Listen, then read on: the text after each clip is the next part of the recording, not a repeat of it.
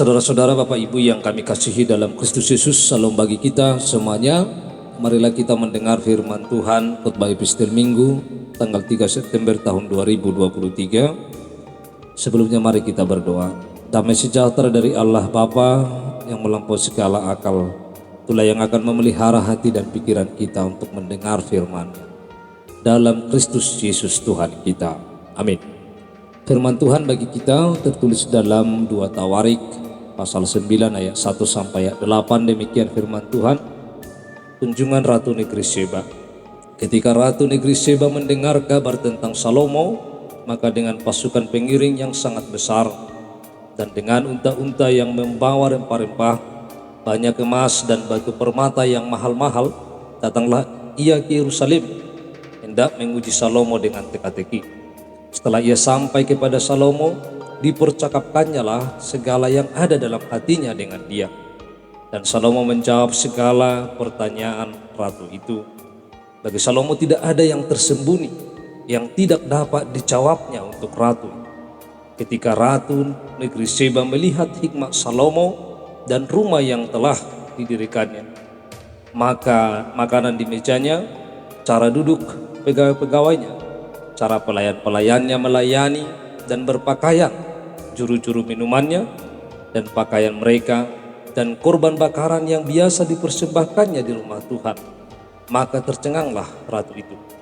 Dan ia berkata kepada raja, benar juga kabar yang kudengar di negeriku tentang engkau dan tentang hikmat, tetapi aku tidak percaya perkataan-perkataan mereka sampai aku datang dan melihatnya dengan mataku sendiri.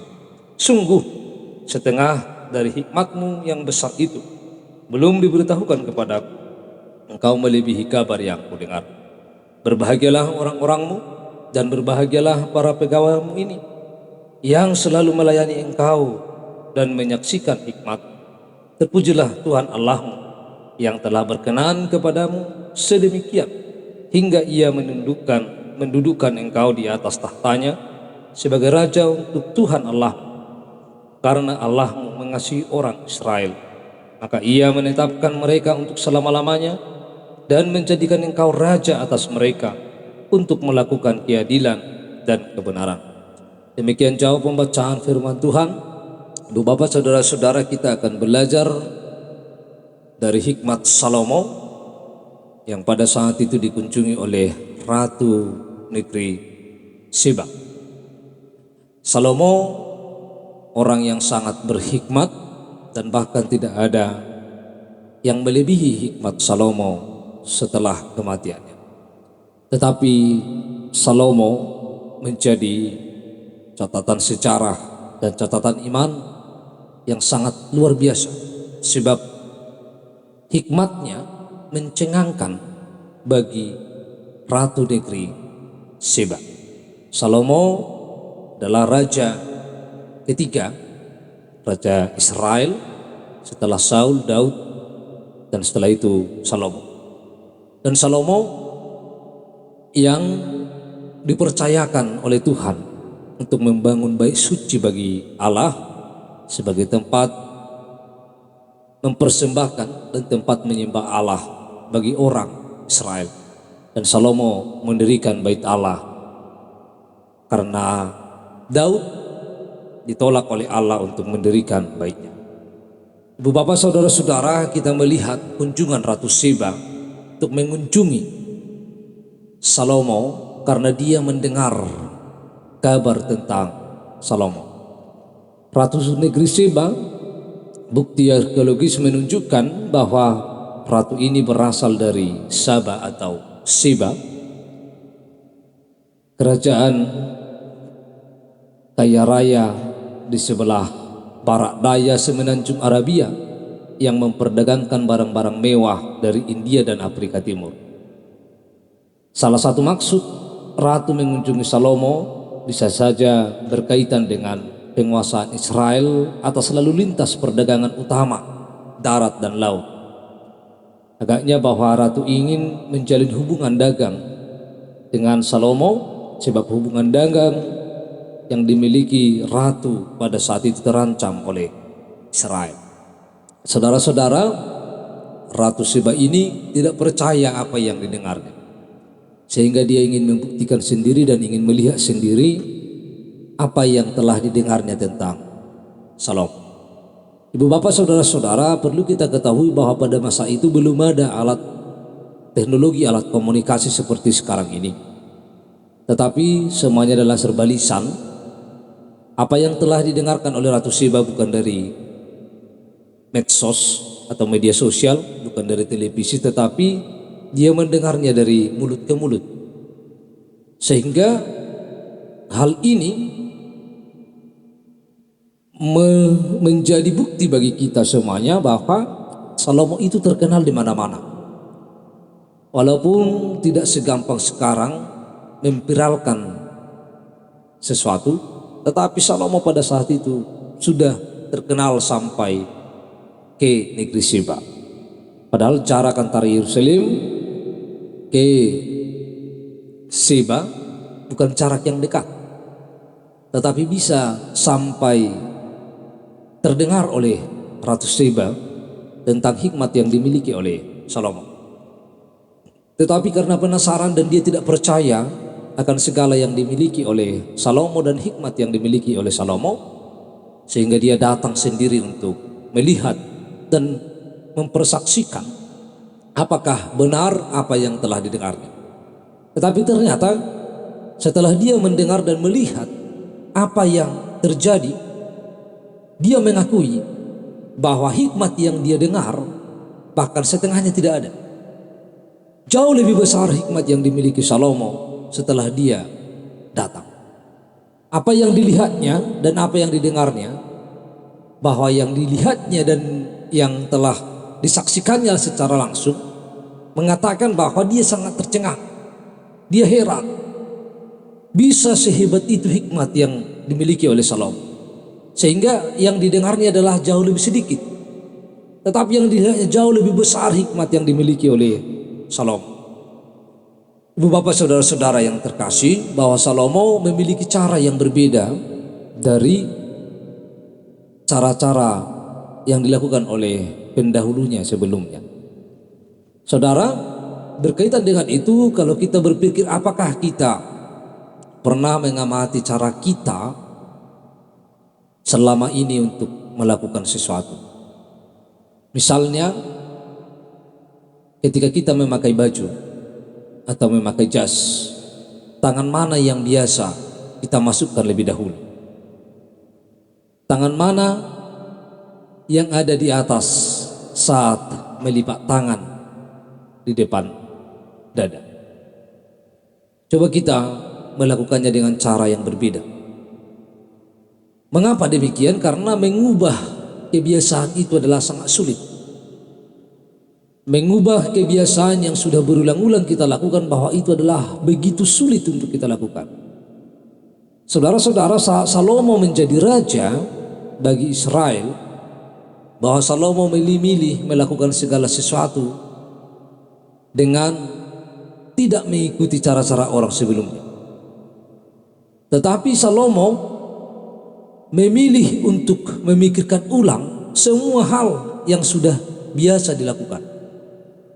Hal yang dilakukan seperti biasanya, dia ubah, dia rombak, dia transformasi. Misalnya cara melayani, cara duduk, cara berpakaian, serta mempersembahkan kurban bakaran untuk Tuhan. Salomo melakukannya dengan cara-cara yang baru. Nah, perubahan-perubahan ini membangkitkan kekaguman dari orang-orang yang menyaksikan, membangkitkan keheranan dan mencengangkan bagi orang-orang lain, bagi orang yang menyaksikannya. Kita lihat mulai dari Ratu Seba hingga seluruh dunia, membuat orang-orang memuliakan Allah Israel. Saudara-saudara, Salomo adalah orang yang sangat berhikmat, tetapi Tuhan Yesus jauh lebih berhikmat daripada Salomo. Tuhan Yesus tidak mau membiarkan kita hidup biasa-biasa saja.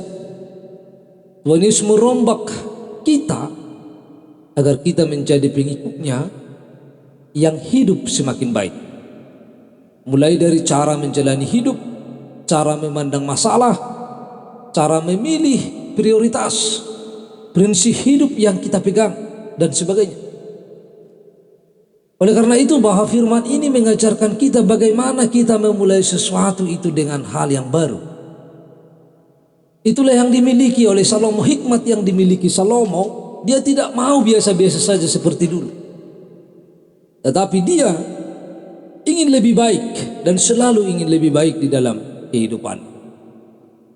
Sehingga cara yang dilakukan oleh Salomo, karena hikmat yang dimilikinya berasal dari Allah, orang lain yang melihatnya tercengang.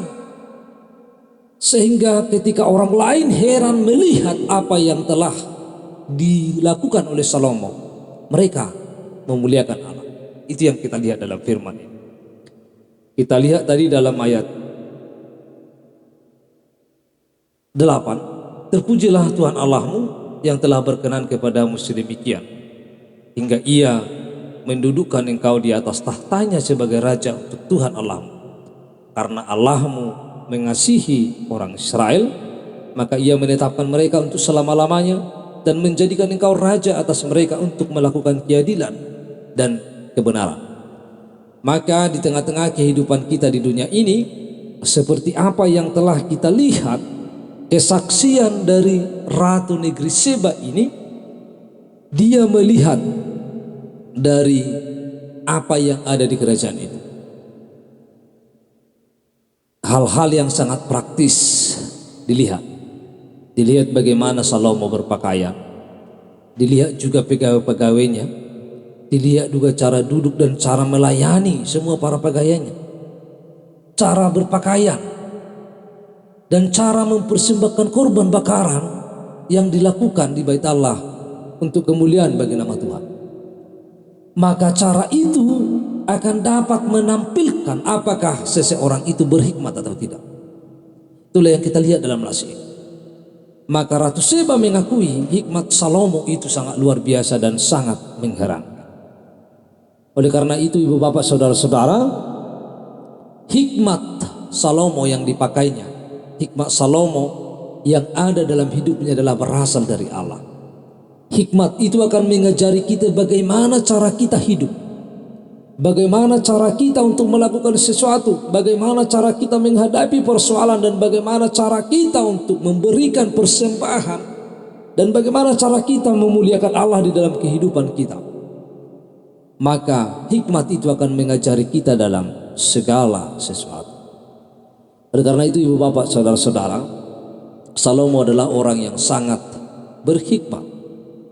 Hendaklah cara hidup kita juga, cara hidup kita yang baru membuat orang lain terpesona dan memuji Tuhan yang sudah mengubah hidup kita.